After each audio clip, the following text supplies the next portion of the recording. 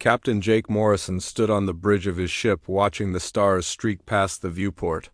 His crew worked quietly around him as they traveled through hyperspace toward the research station on Kepler 442b. The distress signal had come in 3 hours ago, and it was weak and broken. All they could make out was that something terrible had happened at the station. Jake had been in the Human Defense Force for 15 years, and he had seen many things that kept him awake at night.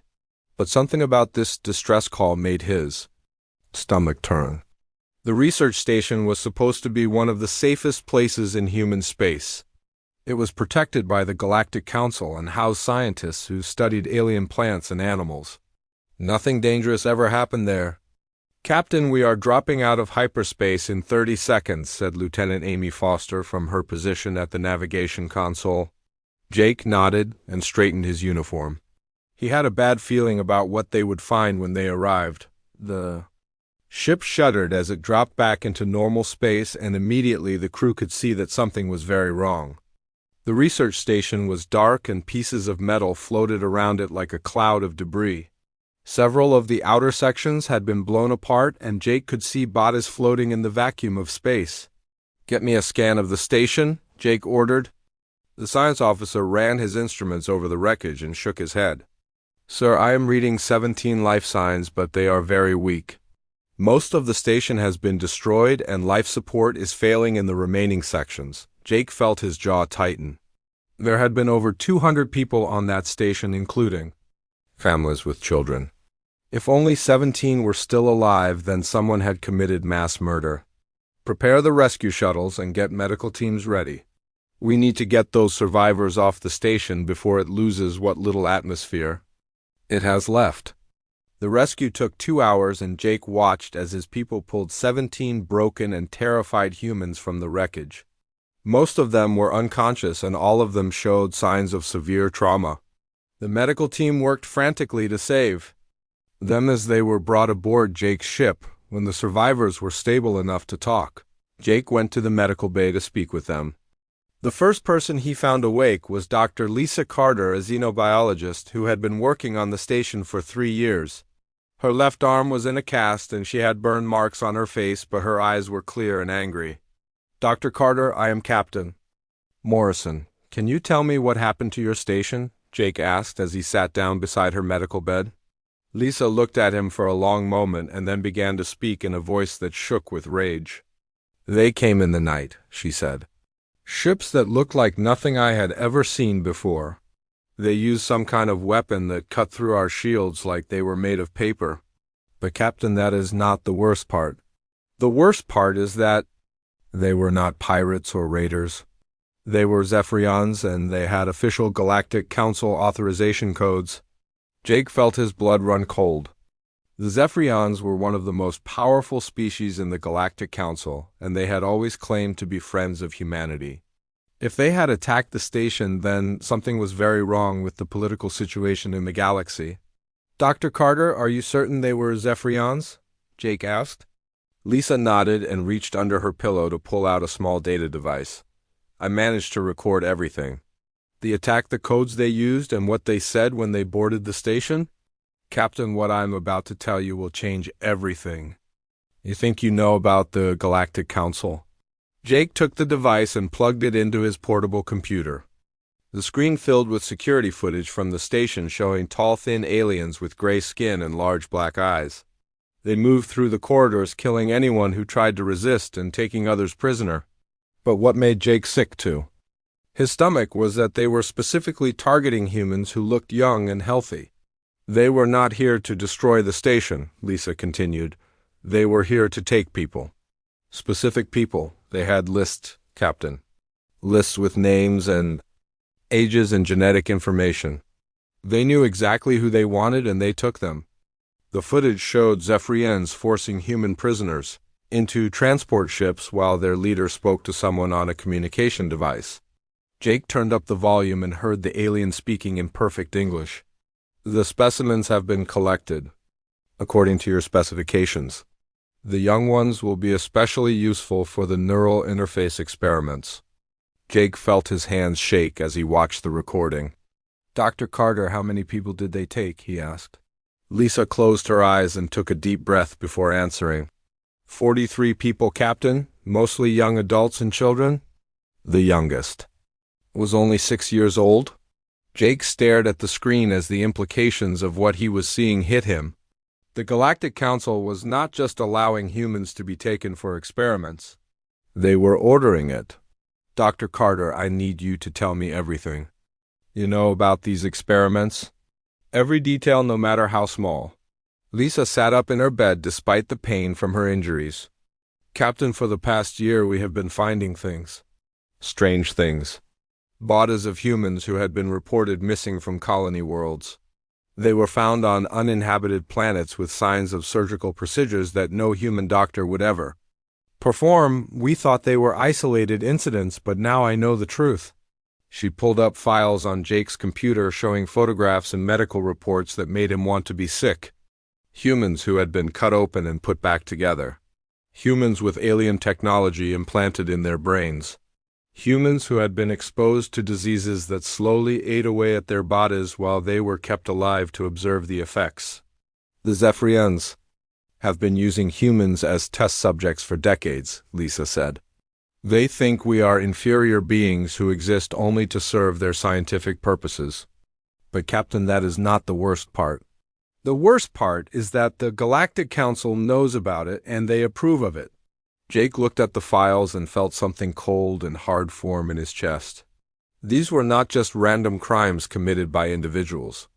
This was systematic torture and murder carried out by an entire species with the support of the organization that was supposed to protect humanity.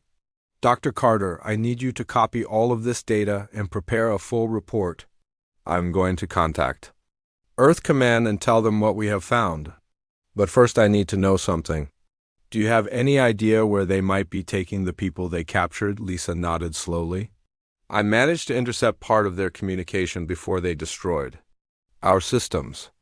They mentioned a facility on Zarian Prime. Captain, I also need to tell you something else. Something personal. Jake looked at her and saw tears forming in her eyes. What is it, Dr. Carter? Your nephew Danny Morrison was among the people they took. I am sorry, Captain, but I saw him being loaded onto their transport ship. He was unconscious, but he was alive. Jake felt the world spin around him as the words hit him. Danny was his brother's son and only 8 years old. The boy had been visiting the research station with his parents as part of a school program. Now he was in the hands of aliens who saw him as nothing more than a laboratory animal. Jake stood up and walked to the viewport, looking out at the stars. Somewhere out there, his nephew was being tortured by creatures who thought they had the right to experiment on human children. The Galactic Council that humanity had trusted and supported for 50 years had betrayed them in the worst possible way. Dr. Carter, prepare your report and make sure it includes everything. Every file, every recording, every piece of evidence we have. I'm going to make sure that everyone on Earth knows what the Galactic Council has done to our people. Jake turned back to face the doctor, and she could see something new in his eyes. Something cold and dangerous that had not been there before. And then, Dr. Carter, we are going to make them pay for what they have done to our children. Admiral Kate Sullivan read the report for the third time, and each time it made her more angry. She sat behind her desk at Earth Command headquarters while Captain Jake Morrison stood at attention waiting for her response. The evidence was clear and undeniable, but it was also the most disturbing thing she had ever seen in her 30 years of military service. Captain Morrison, this information cannot be allowed to leak to the public until we have a complete picture of what we are dealing with, Sullivan said as she closed the file. I am assigning you to lead a covert investigation team. You will have full authority to go anywhere and do anything necessary to find our missing people and gather more evidence. Jake nodded, but his face remained hard. Admiral, I request permission to personally select my team members. This mission is too important to trust to anyone who might not be fully committed to the cause. Sullivan understood what he meant. Jake wanted people who would be willing to break rules and take risks to save human lives. Permission granted, Captain. Choose whoever you need and give them whatever resources they require. But remember that this mission does not officially exist. If you are caught operating in Council space, then Earth will deny any knowledge of your activities. Jake left the Admiral's office and immediately contacted Commander Ryan Brooks, who worked in military intelligence. Ryan was a quiet man who specialized in gathering information from sources that other people could not reach. He had spent years building a network of contacts throughout the galaxy, and Jake knew he would be essential for this mission. The second person Jake chose was Lieutenant Amy Foster, who had served with him for 5 years. Amy was one of the best combat specialists in the Human Defense Force, and Jake trusted her with his life. She was also someone who understood that sometimes the rules had to be broken to do what was right. The team spent 2 weeks preparing for their mission, while Dr. Lisa Carter worked with Earth scientists to analyze the data from the research station. What they discovered was worse than anyone had imagined. The experiments being conducted on humans were not random acts of cruelty, but part of a systematic program designed to understand human biology and psychology. Ryan used his intelligence contacts to identify several Zephyrian facilities that might be involved in the experiments. Most of them were located in remote star systems far from any human colonies. The facilities were heavily guarded, and officially they did not exist according to Galactic Council records. The team's first target was a research station orbiting a dead planet in the Vega system. Jake and his crew used a modified transport ship that looked like a civilian cargo vessel to approach the station without raising suspicion. Ryan had obtained false identity documents that would allow them to pose as traders, delivering supplies. The station was larger than they had expected, and Jake could see that it had been built for serious scientific work. There were multiple laboratories and holding areas that could contain hundreds of prisoners. The team docked with the station, and Ryan used his forged credentials to gain access to the main computer system. What they found in the computer files made Jake sick to his stomach. The station contained detailed records of experiments conducted on over 200 humans during the past year. The files included photographs and video recordings that showed the full extent of the torture that had been inflicted on the prisoners. Amy monitored the corridors while Jake and Ryan copied the files onto portable storage devices. The evidence showed that the Zephyrians were testing biological weapons specifically designed to target human genetics. They were also conducting psychological experiments to determine how much pain humans could endure before their minds broke completely. The team managed to escape from the station without being detected, but Jake knew they had only seen a small part of the overall program. The files they had stolen contained references to dozens of other facilities throughout Zephyrian space, and even in systems controlled by other Council species. Their second target was a facility on the planet Zarian Prime, where Dr. Carter believed the prisoners from the research station might have been taken. This facility was much more heavily guarded, and Jake knew they would need to use more aggressive tactics to gain access. Ryan spent 3 days studying the facility's security systems, while Amy prepared weapons and equipment for a direct assault. Jake contacted his ship's crew and told them to be ready for a quick escape if the mission went wrong. The team infiltrated the facility during the night shift when there were fewer guards on duty. They moved through the corridors using stolen security codes that Ryan had obtained from a corrupt Zephyrian official. The facility was huge, and it took them 2 hours to locate the prisoner holding areas. What Jake saw when they reached the holding cells changed him forever. Dozens of humans were kept in small cages barely large enough for them to lie down. Many of them showed signs of surgical procedures, and all of them looked like they had been systematically tortured for months. Jake found his nephew Danny in a cell near the back of the facility. The boy was unconscious and connected to machines that monitored his vital signs. There were surgical scars on his head, and Jake could see that alien technology had been implanted in his brain. Danny's eyes were open, but he did not seem to recognize his uncle when Jake spoke to him. Amy worked to free the prisoners while Ryan downloaded files from the facility's computer system. The evidence they found was even more damaging than what they had discovered at the first facility. The files contained communications between Zephyrian scientists and high-ranking officials from the Galactic Council. The communications proved that the Council not only knew about the experiments but had specifically requested that they be conducted.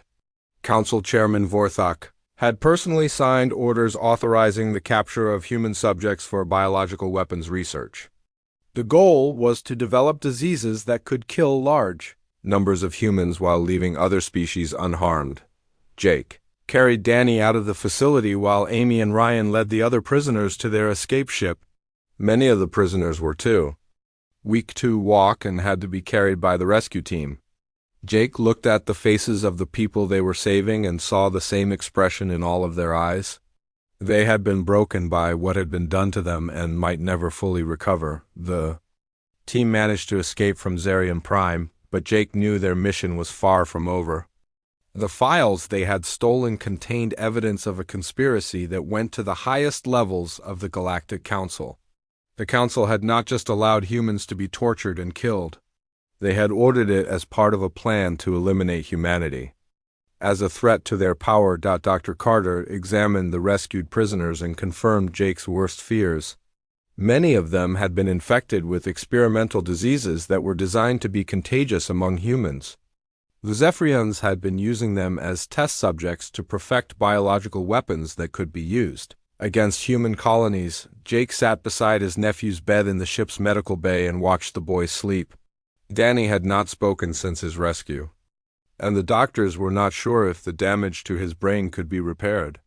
Jake made a silent promise to his nephew that the people who had done this to him would pay for their crimes. Ryan analyzed the communications. They had intercepted and discovered that the conspiracy involved not just the Zephyrians but several other Council species.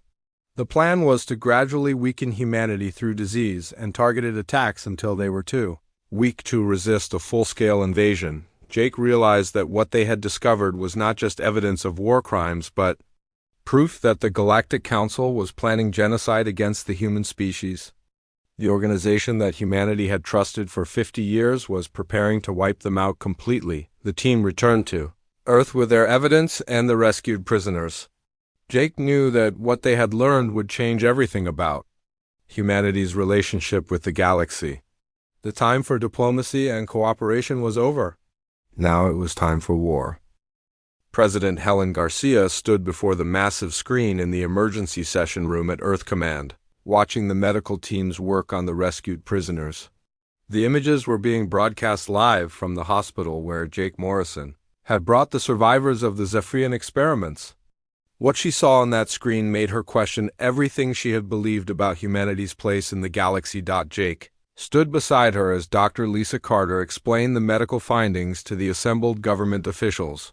The prisoners showed signs of systematic torture that had been designed to cause maximum suffering while keeping them alive for extended periods. Many of them had alien technology implanted in their bodies and brains without their consent.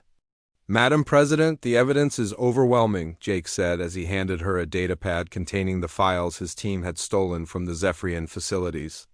The Galactic Council has been planning this for years. They see humanity as a threat? That must be eliminated, and they are using the most horrific methods imaginable to study our weaknesses. President Garcia scrolled through the files and felt her stomach turn as she read the details of the experiments. Children as young as 6 had been subjected to procedures that would have been considered war crimes even during the darkest periods of human history. The aliens responsible for these atrocities had treated human beings like laboratory animals with no regard for their suffering. The most damaging evidence was contained in the communication logs that Commander Ryan Brooks had intercepted during their mission. The logs showed conversations between Zephyrian scientists and members of the Galactic Council's ruling committee. The conversations made it clear that the torture of human prisoners was not just allowed but specifically ordered by the highest levels of the Council. Play the recording from Chairman Vorthok, Garcia ordered. The room fell silent as the alien leader's voice filled the air, speaking in perfect English. The human infestation must be contained through any means necessary. Their rapid expansion and military capabilities pose an unacceptable threat to the established order of the galaxy. The biological weapons program must be accelerated, and we need more test subjects to perfect the delivery systems. The recording continued with Vorthok giving specific orders about which types of humans should be captured for the experiments. He emphasized that children and young adults were the most valuable subjects because their bodies would provide the best data about human genetic vulnerabilities. The casual way he discussed the torture and murder of innocent people made everyone in the room realize that they were dealing with an enemy that saw humans as nothing more than insects to be exterminated. Dr. Carter activated another screen showing the analysis of the biological weapons that had been tested on the prisoners. Madam President, the diseases they have developed are specifically designed to target human DNA. If they were to deploy these weapons against our colonies, they could kill billions of people within months. The most disturbing part is that the weapons are engineered to cause maximum suffering before death. Garcia looked around the room at the faces of her advisors and saw the same expression on all of them. The shock was giving way to anger, and the anger was turning into something much more dangerous. She knew that when the human population learned about these atrocities, there would be calls for immediate military action against the Galactic Council. Admiral Kate Sullivan activated the tactical display, showing the relative strength of human forces compared to the combined fleets of the Council species. The numbers were not encouraging. Humanity had fewer than 200 warships, while the Council could field over 50,000 vessels from their member species. In a conventional war, humanity would be completely destroyed within weeks. Madam President, we are facing a situation that goes beyond normal military planning, Sullivan said. The Council has the numerical advantage, but they have also made a critical mistake. They have united humanity against a common enemy, and they have given us nothing left to lose. Garcia nodded as she considered the implications of what Sullivan was saying. Throughout human history, the species had shown a remarkable ability to overcome impossible odds when their survival was threatened. The Council aliens had superior technology and numbers, but they had never faced an enemy that was willing to sacrifice everything to achieve victory. That the President called for a full session of the United Earth Assembly to be convened within 24 hours.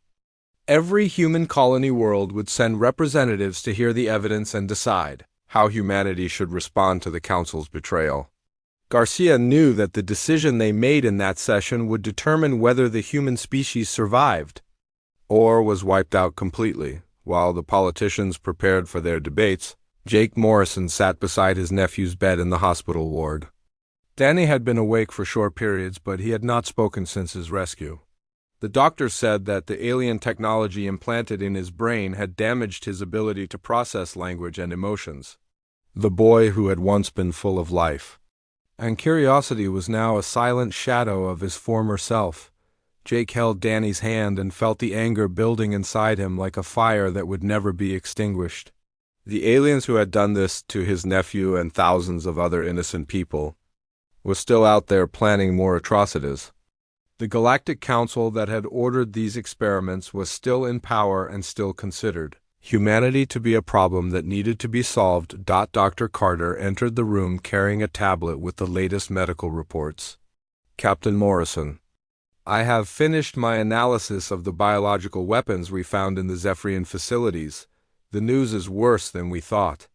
They have developed at least 12 different diseases that could wipe out human colonies, and they are planning to deploy them within the next 6 months. Jake looked at the doctor and saw the same cold determination in her eyes that he felt in his own heart.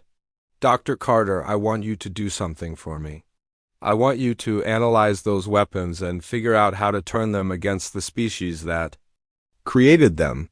If the Council wants to play with biological warfare, then we need to be ready to show them what humans can do when they are pushed too far. The United Earth Assembly convened the next day with representatives from every human world in attendance. President Garcia presented the evidence to the assembled delegates, and the reaction was immediate and unanimous.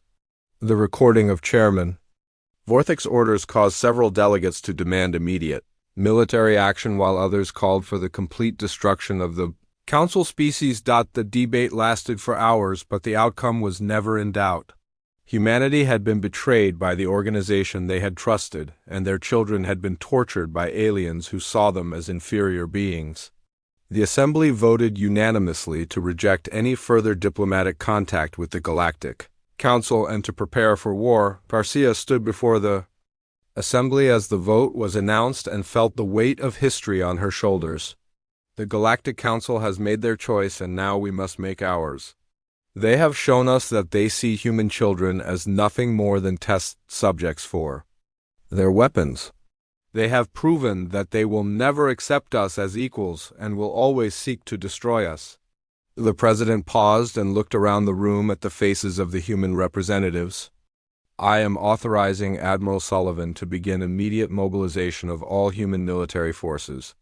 We are going to show the Council what happens when they threaten our families and torture our children. We are going to make them understand that humanity will never submit to their tyranny. The Assembly erupted in cheers as Garcia made her final announcement. The Council wanted to solve the human problem through genocide and biological warfare. They are about to learn that the real human problem is what happens when you back us into a corner and give us nothing left to lose. We are going to burn their worlds until they understand that human children are not laboratory animals. Jake Morrison watched the broadcast from the hospital, where his nephew lay unconscious connected to machines that monitored his damaged brain. The boy's parents had been killed in the attack on the research station, and Jake was now his only family. The aliens who had done this to Danny thought they could break humanity's spirit by torturing their children. They were about to learn how wrong they had been. Admiral Sullivan began issuing orders to military bases throughout human space as the Assembly session ended. The Human Defense Force would be expanded and equipped with new weapons designed specifically to fight alien species. Every human colony would contribute ships and personnel to the war effort regardless of the cost. The time for diplomacy was over. The Galactic Council had chosen to make humanity their enemy, and now they would face the consequences of that decision. The galaxy was about to learn why every species that had ever threatened human children had lived to regret it. Admiral Kate Sullivan stood in the command center of the largest military facility in human space, watching hundreds of technicians prepare for a war that most people believed humanity could not win. The numbers were simple and terrifying. The Galactic Council had 50,000 warships, while humanity had barely 200. In any conventional conflict, the human species would be wiped out within weeks, but Sullivan had spent her entire career preparing for the possibility that humanity might one day face an enemy with overwhelming numerical superiority. Hidden in military bases throughout human space was a secret program called Operation Prometheus that had been developing advanced weapons and tactics for exactly this type of war. Colonel Steve Parker walked into the command center carrying a tablet filled with technical specifications for weapons that most humans had never seen. Parker had been working on Operation Prometheus for 10 years, and he understood better than anyone else how humanity could defeat an enemy that outnumbered them by hundreds to one. Admiral, the production facilities are ready to begin manufacturing the new weapon systems, Parker said as he showed Sullivan the latest reports. The quantum torpedoes can penetrate any known alien shielding technology, and the stealth systems will make our ships invisible to their sensors. We also have the biological weapons that Dr. Carter developed based on the alien samples we captured. Sullivan nodded as she reviewed the specifications. The quantum torpedoes use technology that human scientists had been developing in secret for decades. The weapons could phase through normal matter and detonate inside enemy ships, making traditional armor and shields completely useless. Each torpedo could destroy a ship 10 times larger than the vessel that fired it. The stealth technology was based on human understanding of how alien sensors worked. Most Council species relied on energy detection systems that could be fooled by carefully designed emission patterns. Human ships equipped with the new stealth systems would appear to be nothing more than background radiation to alien sensors, but the most dangerous weapons in humanity's arsenal were the biological agents that Dr. Carter had created. Using the diseases that the Zephyrians had developed to kill humans, she had engineered new viruses that specifically targeted the genetic markers of Council species. The weapons were designed to be highly contagious and to cause maximum suffering. Before death. Jake Morrison entered the command center wearing the uniform of his new rank as admiral. President Garcia had promoted him to lead the military response to the Council's betrayal, and he had accepted the position with the understanding that he would have complete authority to conduct the war as he saw fit. Admiral Sullivan, I want a full report on our military readiness, Jake said as he took his position at the main command console. The Council has given us an ultimatum demanding that humanity submit to protective custody within 30 days. We need to be ready to give them our answer. Sullivan activated the tactical display showing the deployment of human forces throughout the galaxy.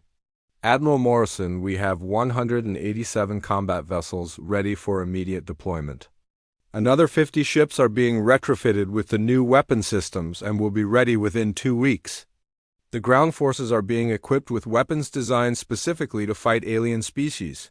Jake studied the display and felt a cold satisfaction as he saw how his people were preparing for war. Every human colony had contributed ships and personnel to the military effort regardless of the cost. Families were sending their children to fight in a war that would determine whether humanity survived or was wiped out completely. The new soldiers being trained for the war were different from any military force that humanity had ever fielded. They had seen the evidence of what the Council species had done to human prisoners, and they understood that this was not a war that could be won through conventional tactics. They called themselves the Reckoning, and they prepared for a conflict that would have no rules and no mercy. Captain Amy Foster had been promoted to lead the Special Forces units that would conduct the most dangerous missions of the war. Her soldiers were volunteers who had lost family members to the Council's experiments, and they were motivated by a desire for revenge that went beyond normal military discipline. Admiral Morrison, the new recruits are ready for combat deployment, Foster reported. They have been trained to use captured alien technology, and they understand that we are not fighting a conventional war. These soldiers know that the Council species see us as animals, and they are prepared to respond accordingly. Jake looked at the faces of the soldiers on the display screens and saw something that made him proud and terrified at the same time. These people had been ordinary citizens just months ago, but the Council's betrayal had transformed them into something much more dangerous. They were humans who had nothing left to lose and everything to fight for. Dr. Carter entered the command center carrying samples of the biological weapons she had developed. Admiral Morrison, the countermeasures to the Council's biological weapons are ready for deployment to all human colonies. But I also have something else that I think you will find interesting. She placed a container on the table that contained vials of a dark liquid. This is a modified version of the viruses that the Zephyrians developed to kill humans. I have engineered it to target the genetic markers of all Council species. One vial of this substance released into the air supply of a Council world would kill every alien on the planet within 72 hours. Jake picked up one of the vials and held it up to the light. The liquid inside looked harmless, but he knew it contained the power to wipe out entire civilizations. Dr. Carter, how many of these weapons do we have available for deployment? We have enough to sterilize every Council world in the galaxy, Carter replied. The weapons are designed to be highly contagious among alien species, but completely harmless. To humans, we could end this war within weeks if we choose to use them. Sullivan looked at the biological weapons and felt a mixture of satisfaction and horror. Humanity had developed the ability to commit genocide on a scale that had never been seen before in galactic history. The species that had tortured human children were about to face the consequences of their actions, the final element of humanity's. War preparation was the development of new tactics that took advantage of human psychology and culture. Unlike the Council species, humans were willing to accept massive casualties to achieve their objectives. They also had a capacity for sustained rage that alien species did not understand. Jake assembled his senior officers to discuss the overall strategy for the war. The Council expects us to fight like civilized beings according to their rules of warfare. They think we will try to minimize casualties and protect civilian populations. They are wrong. He activated a star map showing the locations of major Council worlds. We are going to target their civilian populations first. We are going to make them understand that when they torture our children, there will be consequences that reach every member of their species. This is not a war for territory or resources. This is a war for the survival of the human species. Admiral Sullivan nodded in agreement. The Council species have never faced an enemy that was willing to commit genocide to achieve victory. They have spent centuries fighting limited wars with rules and restrictions. We are going to show them what happens when humans fight without any rules at all. The preparations continued for 2 more weeks as human forces moved into position throughout the galaxy. The Council had sent diplomatic messages demanding that humanity surrender, but the responses they received made it clear that diplomacy was no longer possible. President Garcia sent the final message to Chairman Vorthok just hours before the war began. You made the mistake of thinking that humans were weak because we valued peace and cooperation. You tortured our children because you thought we would not fight back. You are about to learn that the most dangerous humans are the ones who have nothing left to lose. Jake Morrison stood on the bridge of his flagship, watching the stars and thinking about his nephew, Danny, who was still recovering from the experiments that had been performed on him. The boy might never fully recover from what the aliens had done to him, but he would live to see his people's enemies pay for their crimes. The time for preparation was over. The Galactic Council had chosen to make humanity their enemy, and now they would face the full fury of a species that had been pushed too far. The galaxy was about to burn, and when the flames finally died out, only one species would remain standing. Human colonies throughout the galaxy received the same message at exactly the same time. This is Admiral Morrison of the Human Defense Force. The war begins now. Remember what they did to our children and show them no mercy. Make them understand that humanity will never submit to tyranny. The greatest war in galactic history was about to begin, and the Council species had no idea what they had unleashed. Admiral Jake Morrison stood on the bridge of his flagship, watching the tactical display as human forces moved into position throughout the galaxy. The war had begun exactly as he had planned, with simultaneous attacks on Council military installations in 47 different star systems. The aliens had expected humanity to fight defensively, but instead they found themselves under assault in every corner of their territory. The first phase of the war lasted only 6 hours, but in that time, human forces destroyed over 300 Council ships while losing only 12 of their own. The quantum torpedoes proved to be devastatingly effective against alien vessels, and the stealth technology allowed human ships to strike without warning before disappearing back into space. Captain Amy Foster led the assault on the Zephyrian military base at Rigel 7, where the aliens had been training soldiers for the planned invasion of human space.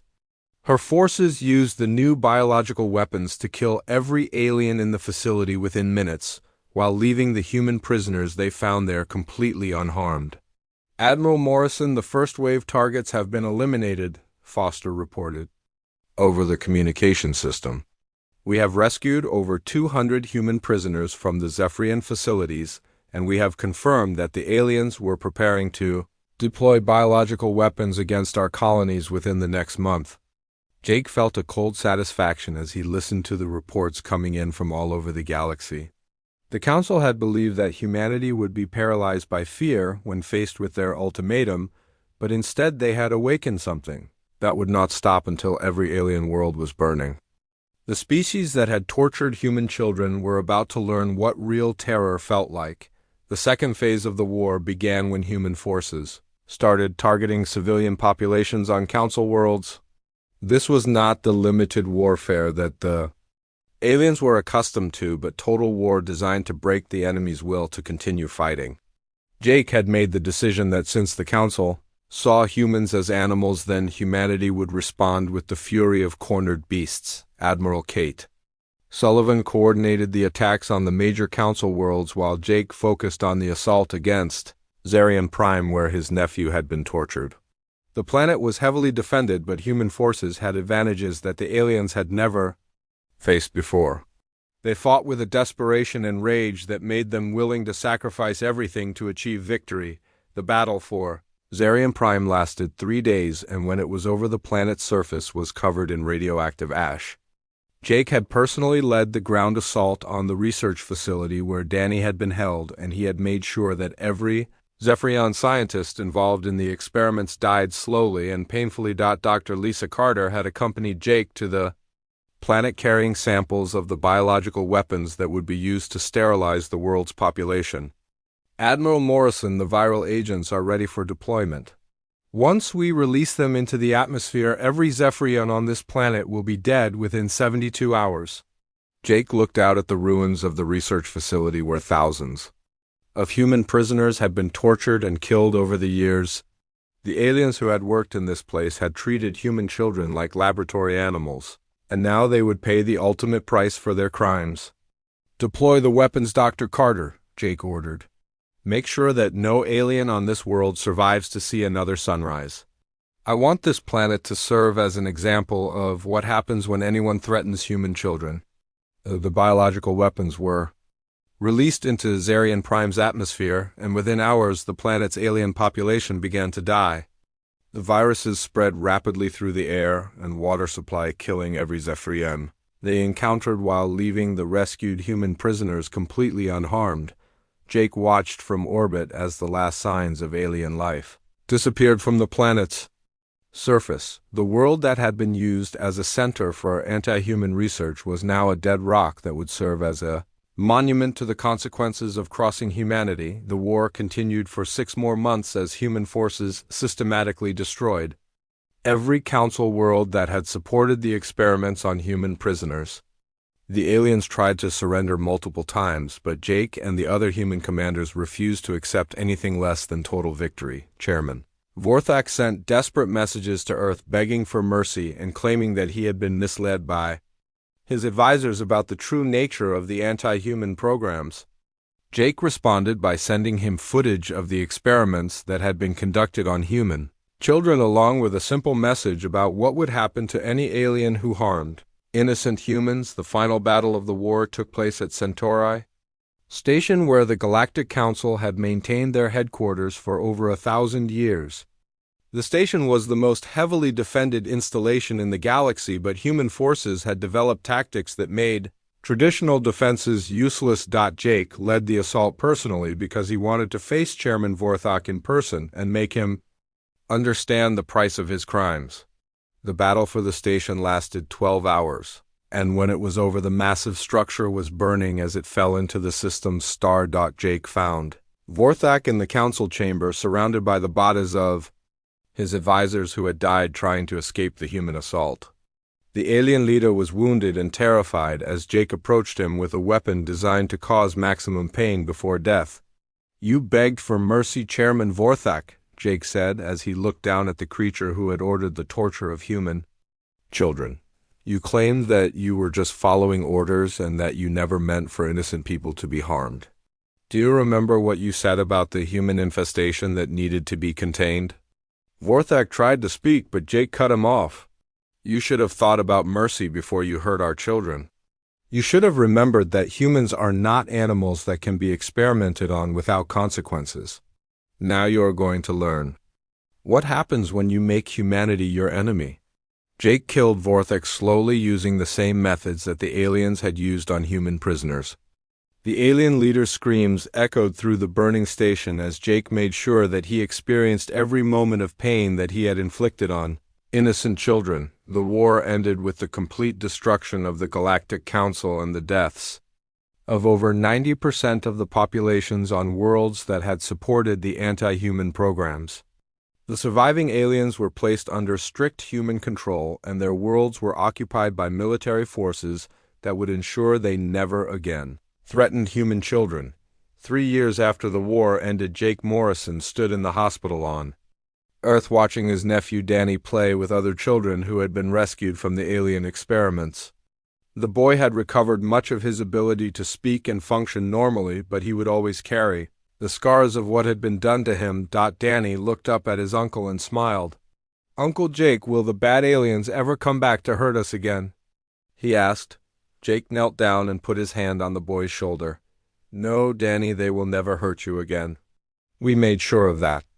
Jake stood up and looked out the window at the stars, knowing that somewhere in the galaxy, the ruins of alien worlds served as monuments to what happened when anyone threatened human children. The species that had once called humanity an infestation had learned too late that humans were not victims to be experimented on, but predators who would burn entire civilizations to protect their young. The galaxy had a new order now, and it was ruled by a species that had proven they would sacrifice everything to defend their children. The aliens who had survived the war lived in constant fear of what would happen if they ever again forgot the lesson that humanity had taught them. Jake Morrison had kept his promise to his nephew, and to all the human children who had suffered at the hands of alien torturers. The galaxy would never forget what happened when humanity's young were threatened, and no alien species would ever again make the mistake of thinking that humans were weak or defenseless. The war was over, but the memory of what humanity had done to their enemies would last forever. The burned worlds and dead civilizations served as a permanent reminder that some lines should never be crossed, and that the price of harming human children was extinction.